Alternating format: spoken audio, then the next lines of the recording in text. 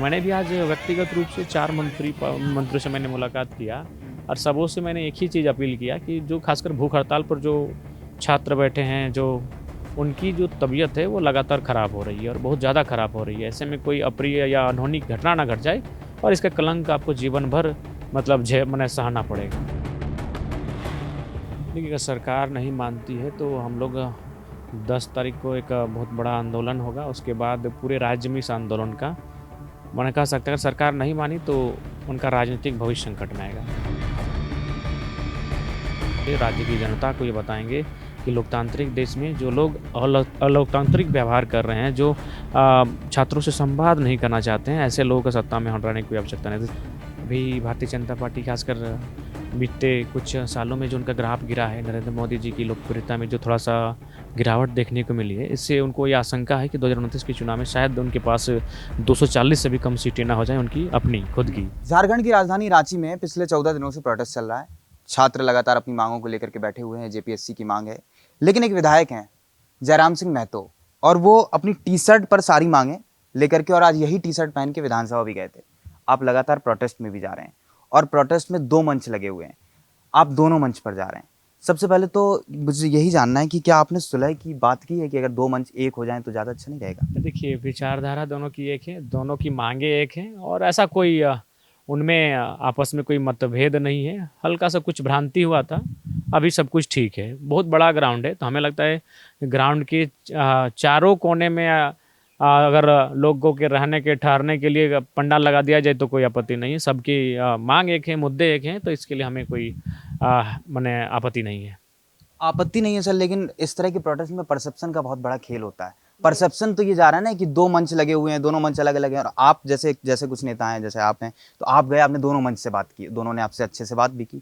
तो अगर आप चाहें तो शायद सुलह हो जाए और वो अच्छा संदेश जाएगा कि महतो जी ने दोनों की सुलह कराई। और मैंने कहा है कि आप इसको हमें लगता है 10 तारीख को जो कार्यक्रम है उसमें दोनों साथ होकर उस कार्यक्रम को करेंगे और उसी दिन सारी चीज़ें क्लियर हो जाएगी।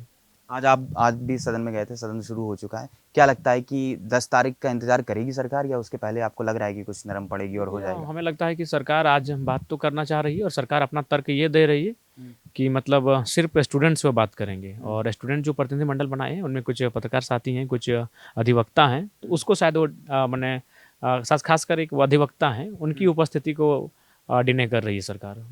और मैंने भी आज व्यक्तिगत रूप से 4 मंत्रियों से मैंने मुलाकात किया और सबों से मैंने एक ही चीज़ अपील किया कि जो खासकर भूख हड़ताल पर जो छात्र बैठे हैं, जो उनकी जो तबीयत है वो लगातार ख़राब हो रही है और बहुत ज़्यादा ख़राब हो रही है। ऐसे में कोई अप्रिय या अनहोनी घटना ना घट जाए और इसका कलंक आपको जीवन भर मतलब मने सहना पड़ेगा। आपने, जैसा कि आपने भी बात में कहा, और वहाँ पर भी ये चर्चा है कि जो पत्रकारों पर तो इतनी आपत्ति नहीं है, लेकिन जो वकील हैं उन पर ज़्यादा आपत्ति है। शायद ये इस तरह की खबरें भी चल रही हैं कि वो शायद बीजेपी की तरफ से कुछ प्लांटेड, ऐसा कुछ है क्या? क्यों उनका उनका? पहले संबंध रहा है, अब आज वो न्यूट्रल है या क्या है, मैं उतनी चीज़ों को बारीकी से नहीं जानता हूँ, लेकिन इतिहास में उनका संबंध रहा है। उन्होंने भी शायद स्वयं एक राजनीतिक दल का निर्माण भी शायद किया था, ऐसी सूचना है। तो और अभी वर्तमान में किसी भारतीय जनता पार्टी के सांसद से उनकी नज़दीकी करीबी है और उसी का आधार मानकर शायद सरकार उनको माने डिनाई कर रही है कि वो वार्ता में ना आए शायद।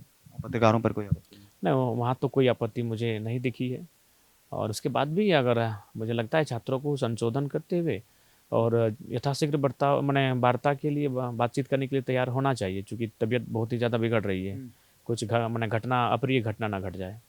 अगर सरकार नहीं मानती, जो आप भी कह रहे हो कि अभी आज भी हम लोग वहाँ पर थे, तो एक छात्र की तबीयत बिगड़ी और उसको एम्बुलेंस नहीं मिली तो ई-रिक्शा से भेजा गया है, और इस तरह की चीज़ें वहाँ लगातार हो रही हैं क्योंकि भीड़ बहुत बढ़ जाती है बीच में।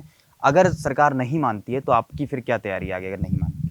देखिए, अगर सरकार नहीं मानती है तो हम लोग 10 तारीख को एक बहुत बड़ा आंदोलन होगा। उसके बाद पूरे राज्य में इस आंदोलन का माने कह सकते हैं, अगर सरकार नहीं मानी तो उनका राजनीतिक भविष्य संकट में आएगा।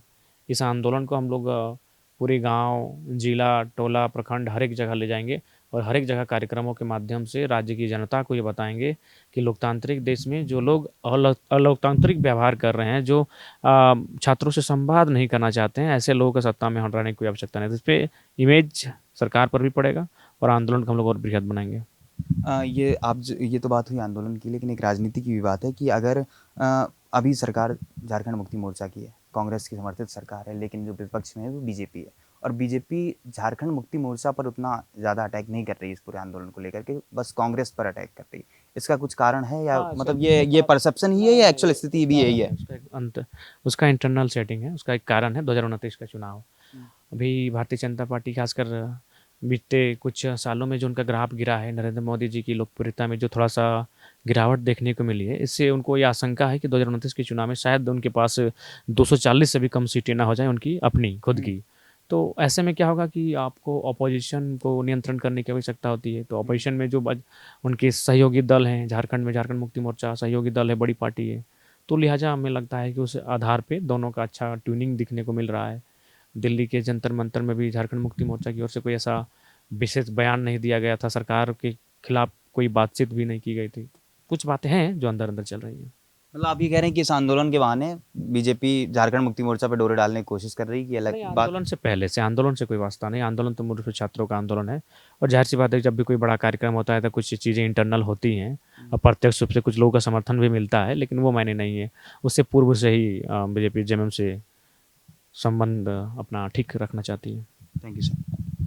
तो ये हैं झारखंड लोकतांत्रिक क्रांतिकारी मोर्चा के इकलौते विधायक टाइगर जयराम महतो, जिनको कहा जाता है, और टी शर्ट पर सारी मांगे लिखे हुए हैं। उनका कहना है कि एक तो अगर सरकार नहीं मानती तो 10 तारीख के बाद एक बड़ा आंदोलन होगा, और अगर मतलब कांग्रेस पर इसलिए भी ज़्यादा निशाना साध रही क्योंकि झारखंड मुक्ति मोर्चा से बीजेपी को संबंध अच्छे रखने हैं। 2029 का चुनाव सामने, काफ़ी सारी राजनीतिक बातें हैं, काफ़ी सारे राजनीतिक आंदोलन और सुलह की कोशिश भी उन्होंने की। हो सकता है 10 तारीख को दोनों जो मंच लगे हुए हैं वो एक साथ आएँ और हमें एक बड़ा आंदोलन 10 मार्च को ही विधानसभा मार्च देखने को मिल जाए, 10 अगस्त को विधानसभा मार्च देखने को मिल जाए।